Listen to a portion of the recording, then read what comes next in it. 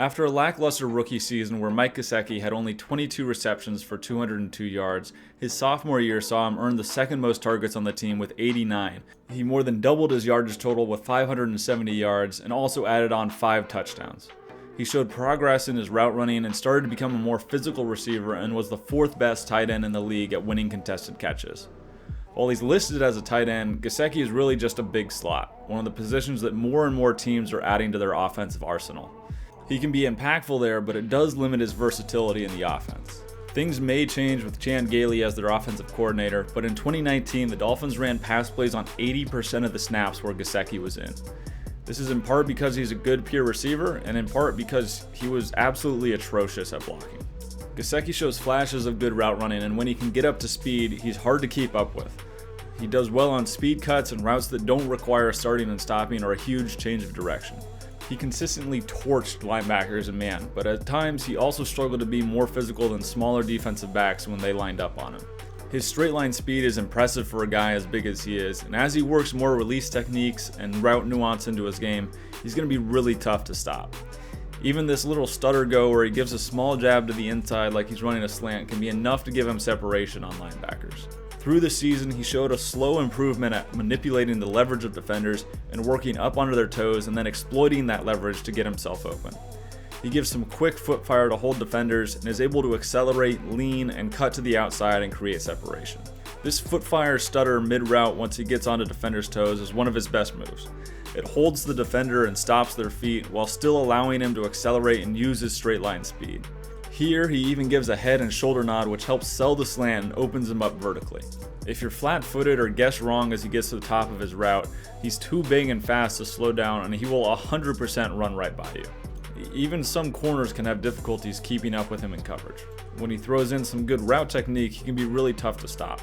He also uses that speed to help him to stack defenders when they don't get their hands on him and try to run with him. Stacking means that you're getting directly on top of the defender in coverage. You're stacking on top of them and getting back onto the line in which you originally started your route. This gives you a two-way go at the top of the route, and the defender is in a terrible position and often has to guess on your break. He does that here against the Eagles, where he's taking a wide inside release to avoid the jam and then working to stack back on top as he cuts to the corner. This gives him leverage for any ball over the top and allows a bigger window for the quarterback because the defender is in trail position and can't look back for the ball. This is Malcolm Jenkins in coverage too, who's no slouch. The problem is he struggles with starting and stopping. So on most of his routes, he'll round into his cuts and use a speed cut technique to get to his landmark. It keeps him running full speed and doesn't make him break down and then speed back up. Especially against smaller or less athletic defenders, his speed cut is really effective and he can eat up a ton of space. Since he struggles to start and stop, a lot of defenses started to jam and reroute him at any opportunity, whether he was in line or split out, and he was pretty awful at defeating it. He had really poor hand usage when defenders would attempt to jam and reroute him. Often he ran right into contact, and when he gets slowed down, it's hard for him to start back up. It's really tough to watch sometimes. For being such a big guy and for managing to win so many contested catches, he really is not physical in his route running. When he can get clean releases, he's fine, but when teams bump and run with him, he starts to really struggle. When the ball is in the air, he really is one of the best tight ends in the league. But everything before that he just does not play to his size. He really gets slowed down, and without being able to threaten with his straight line speed or speed cuts, he doesn't get very much separation. If he's going to initiate contact and be this guy that's going to win contested catches, he has to match that during his routes as well. Because he isn't overly physical, he can also have some issues matching up with corners. They're fast enough to keep up with him, and if he isn't going to overpower him, then he loses his advantage outside of being able to win a jump ball with his large frame. He's big and he's fast, but he's not that fast. With 4.55 speed, he can move and he can get away from linebackers, but he's going to have a tough time separating from corners. That being said, he is one of the best contested catch tight ends in the league. If you give him a 50-50 ball when he's covered or fighting for position, more often than not, he is going to catch it. And that's the power of having a guy with his speed and frame on the field. Sometimes, even when he's not open, he's still open. While winning contested catches is great, the lack of physicality really becomes an issue with blocking. His straight line speed would be amazing on deep shots for play action, but the problem is he can't block. So he can't sell that he's into block and keep the defense honest. As mentioned before, the Dolphins passed 80% of the time when he was in the game. And when they did ask him to block, it did not go well. He plays with poor pad level, doesn't drive his feet, and gets blown off the ball, especially when he's playing inline with his hand on the ground.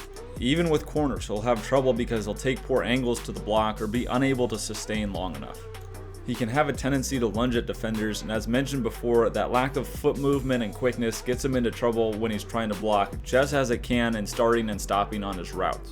A sort of perfect encapsulation of him as an athlete is here, where he runs right by the defensive back and wins on the route with a quick outside stem. It's a walk-in touchdown if he gets the ball. As a result though, he's downfield for what would be a scoring block, and just completely misplays it and allows the one defender that could make the tackle to make the tackle. And Gesicki doesn't even touch him in the process. There are bits and pieces of his game that you look at and you think, whoa, like this guy could be really good. He started to show more nuanced route running and releases, like pulling his shoulder to avoid those jams that can give him trouble. The Eagles and Jets respected him enough to line up Jamal Adams and Malcolm Jenkins on him through the bulk of their games, and Gesicki was able to win some routes on them, especially when they gave him cushion to protect against his speed. Mike Gesicki has all the tools to be a great receiving tight end in the league. Even if the blocking never truly gets there, he has eerily similar combine stats and measurables as Jimmy Graham, and he did just fine for years and was a huge weapon in New Orleans and early on in Seattle. What's exciting is his growth as a route runner and seeing him start to put together indications of physicality. The contested catches are the start, and using his body to create leverage and being more physical in his routes is the next step.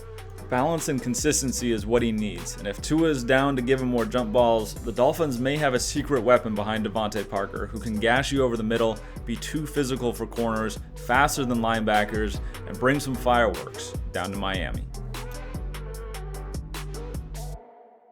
If you like the video, please like, comment, and subscribe. It helps a lot as the channel is growing. Comment what player or team you'd like me to analyze next as well. Make sure to go check out weeklyspiral.com for a written form of this video and see everything I'm working on. You can find our Patreon and social handles in the description of the video as well. So until next time, I'm Casey Sully, and I'll see you on the next film breakdown.